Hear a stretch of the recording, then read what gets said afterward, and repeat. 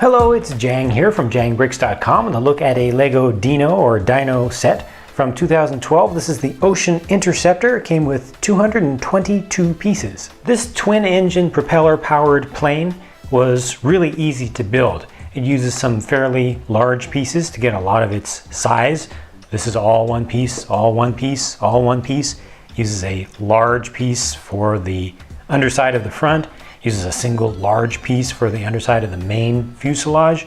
So really not a whole lot goes into the build process here. Makes it really easy for younger kids that this was really targeted towards. The engine details are pretty simple. Of course, you can spin the propellers and they've got some little exhaust outlets. Looks like a 4-cylinder engine on each side. Back behind there, you can see the Technic brick piece that was used for the entire underside, but you'll see a net under there. We'll see how that works in a minute. A little bit of a step ladder setup to get into the cockpit. The entire cockpit opens up, just swivels forward. You got a little bit of some instrumentation detail back there. Your guy will just sit in there with no control sticks or anything, just sits straight in.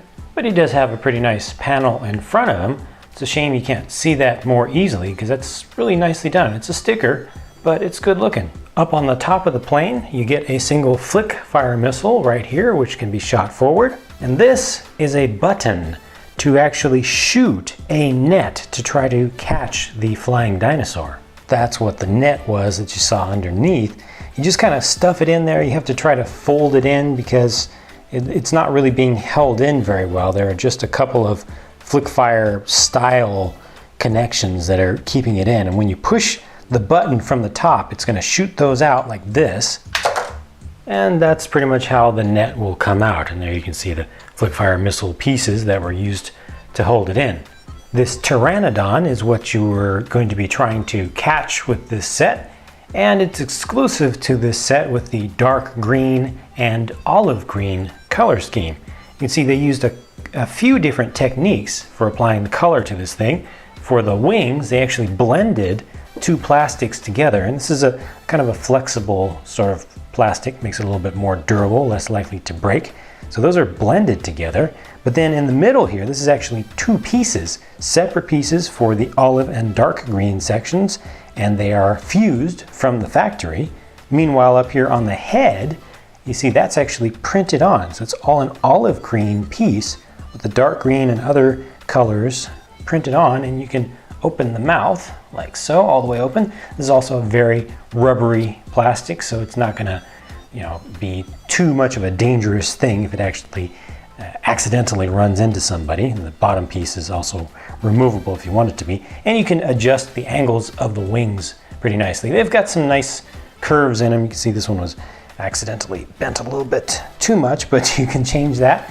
And yeah, I think it gets a really nice look to the thing from different angles. This would be great to hang from a ceiling or something. Got a couple of stud connections underneath if you want to put it on top of some clear bricks to make it look like it's hovering over the ground.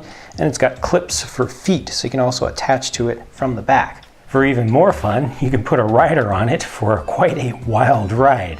I do want to point out that the net is smaller than the Pteranodon, and that makes it extra difficult to catch the thing. This is not very accurate when it comes out of the plane.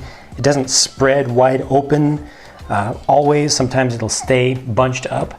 And because it's so small relative to the thing, oftentimes it'll just fall off to the side. If you're really trying to simulate a capture event, the best thing that'll happen is it'll hook either on the front of the beak or on the horn back here. So it's not something that's always going to really work, and I think you have to use your imagination most of the time and kind of manually force the things to go together.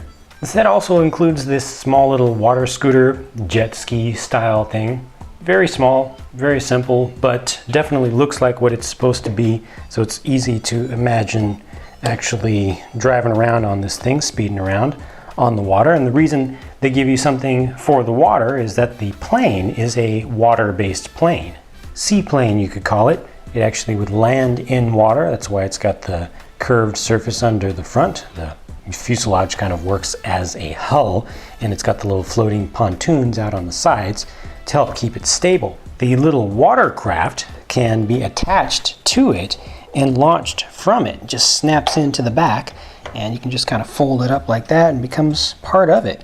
Two minifigs in this set. The one on the left is supposed to be the pilot, and the one on the right is supposed to descend down and use the little watercraft. And you can see he's got his tranquilizer dart gun there to try to subdue the dinosaur, or the Pteranodon in this case.